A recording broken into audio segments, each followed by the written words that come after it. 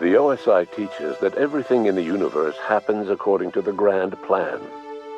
But the stranger that arrived in Halcyon was an unplanned variable. From the moment he landed in Emerald Vale, his actions altered the course of history. The events on Tartarus brought about the end of the board's authority. But the board's mistakes would haunt the colony for decades to come. The damage they left behind would require the work of a generation to repair. Dr. Phineas Wells began reviving a handful of the Hope's colonists: engineers, scientists, technicians, and intellectuals. They were among the brightest minds the Earth had ever sent out into the stars. The Hope scientists and engineers woke up in a colony descending headlong into total collapse. With no way to return to Earth, they had no choice but to band together and devote themselves to the cause of saving Halcyon. The people of Halcyon were nothing if not hardy. In the absence of the board's authority, many of the colony's settlements banded together with a single purpose in mind: survival. Life was especially hard in the years to come. Some towns dissolved by attrition and starvation, but most of them found a way to carry on. In the years to come, Halcyon was forced to reckon with its newfound freedom. The board was gone, and for better or worse, the colony was responsible for its own destiny. Left leaderless, the people of Stellar Bay and Amber Heights were slowly but inevitably picked apart by the wildlife of Monarch.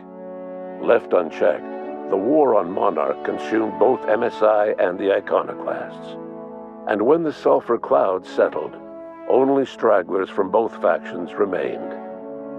Some found their way to Sublight, some to Terra 2, and some lived their final years fighting for food in the wilderness. In the end, only the beasts remained. Sublight Salvage adapted to the changes in Halcyon, shifting their business model to suit the times. Their claims of legitimacy were scrutinized, but ultimately unquestioned. Lilia Hagen would continue to protect her family as ruthlessly as ever. Over the years, the ruins of Edgewater caused irreversible environmental damage to the landscape of Emerald Vale, owing largely to the presence of toxic compounds in the town's building materials. As for Edgewater's former workers, their remains provided a source of nourishment for the region's fauna, leading to an explosion in the sprat population. The loss of Junlei Tennyson hit the groundbreaker hard, and even threatened to undercut the ship's independence. Taking up the example of their fallen captain, citizens banded together and rallied anew for the groundbreaker's autonomy. Junlei was remembered as a folk hero, the spark that ignited a flame, heralding a new age of proud defiance against anyone who would challenge the groundbreaker's sovereignty. The rediscovery of the Hope and the abandonment of the lifetime employment program forced Byzantium to come to terms with some uncomfortable realities about the state of Halcyon. While Byzantines were reluctant to surrender the luxuries they'd grown accustomed to, the board's diminished authority gave them little choice in the matter. Nearly everyone had to learn to make do with less. Some even had to get jobs. It was a dark time indeed. Even the Gorgon asteroid, though a distant enigma to most of Halcyon, felt the aftershocks of your actions. The Gorgon project created divisions among Wells' newly awakened scientists. Many wanted to let the facility and its failures rot, but others saw an opportunity to improve the work of the original scientists, and perhaps the lives of Halcyon's masses. With no one to champion the project, however, the promise of Adrena time faded, and the Gorgon facilities fell into disuse once more. Lucian Bancroft had high hopes for Project Gorgon. However, the board's fall stripped him of the power and authority he'd wielded for so long. Like many of his peers, he was forced to take up a job based on his meager qualifications. He was relegated to dirt farming in the marauder-infested outskirts of Terra 2. In spite of everything, the Gorgon asteroid remained a sobering reminder of the potential for progress and disaster in humanity's most ambitious efforts. The Rizzo's company in Halcyon dissolved after the collapse of the board. The Eridanos atmospheric complex developed a notorious reputation as a derelict settlement populated by grinning killers.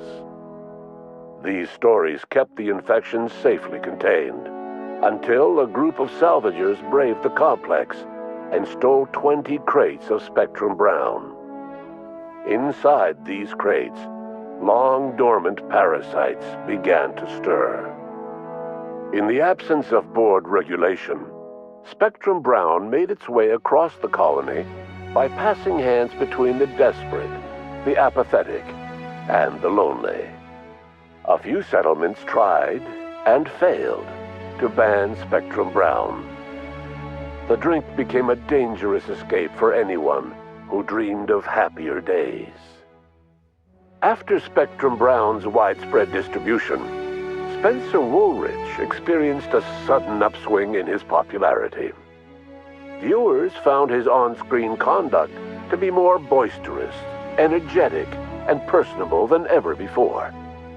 The wide grin constantly beaming from his narrow face certainly helped fit his friendly image. When asked about his newfound on-screen charisma, Spencer had this to say: "Happy workers lead to happy customers. Happy customers are repeat customers." Bertie Holcomb adapted to his new role as a host for parasitic slugs surprisingly well. Perhaps because he wasn't using his brain for all that much in the first place.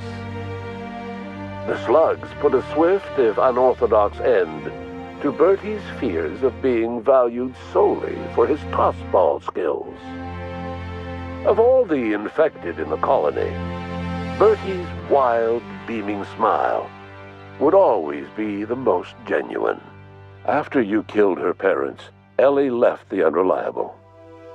She returned to her old life in the Groundbreaker's orbit, but her days of mischief and nights of carousal had lost their appeal.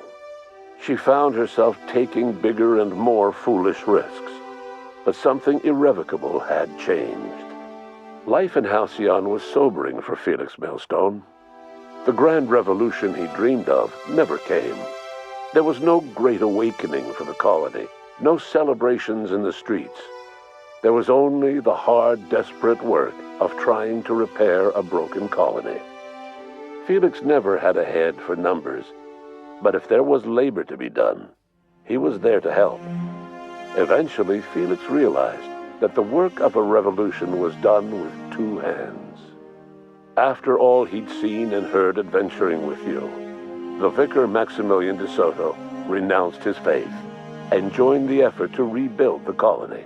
Ironically, he finally found the joy that had eluded him over the course of his life, and realized that perhaps he was always meant to be just a simple laborer after all. He quickly dismissed the idea. After Junlei's murder, Parvati turned inward. She was merely quiet at first, and she wouldn't speak unless spoken to. Eventually, she stopped speaking at all. Once the matter of the Hope colonists was resolved, she slipped unobtrusively from the Unreliable during a refueling stopover.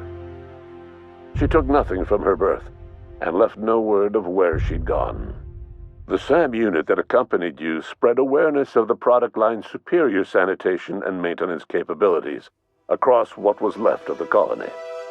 This led to a boost in SAM unit sales. Did you know that SAM units are the longest-lasting, toughest-acting cleaning solution in Halcyon? As for Dr. Phineas Wells, he spent his remaining years in his orbital lab. Though he was always haunted by the failures of his past, he was determined to make things right by building toward the future. Dr. Wells was able to revive many more scientists and engineers than he first expected, thanks to the additional batch of chemicals you stole from the Ministry. Wells never forgot about the human lives that were lost in acquiring these chemicals. The revival project was hard and painful work. But in the end, despite limited resources, over half the Hope's colonists were successfully revived. Even after Wells passed away, the Hope scientists and engineers worked night and day to pull Halcyon from the brink of collapse. Their efforts continue to this day, which may be reason enough for optimism. Dr. Wells laid the groundwork for the project to save the colony, but he would never live to see the fruits of his labor. He passed away a few years later. His work was carried on by the scientists and engineers he revived. Life will never be the same in Halcyon. It is widely agreed that the colony has a chance of stabilizing within a generation, owing to the hard work and determination of the surviving colonists. Recovery is a distant goal, and the path is long and uncertain. But the people of Halcyon carry on, determined as ever. And what about you, the unplanned variable in the history of Halcyon? You brought an end to the chaos on Tartarus, and left Dr. Wells to save Halcyon on his own. You had more pressing matters to attend to. As you tasted your first scoop of Rizzo's partially emulsified, semi-frozen milk-like dessert, you realized something. All your troubles, all your adventures, all your struggles and choices, they had all led to this single moment. And it was all worth it. No one knows what's happened to Earth, and no one knows what the future has in store for Halcyon. All we know for certain is this: the name of the Unreliable and that of its intrepid captain will remain the subject of countless stories for years to come.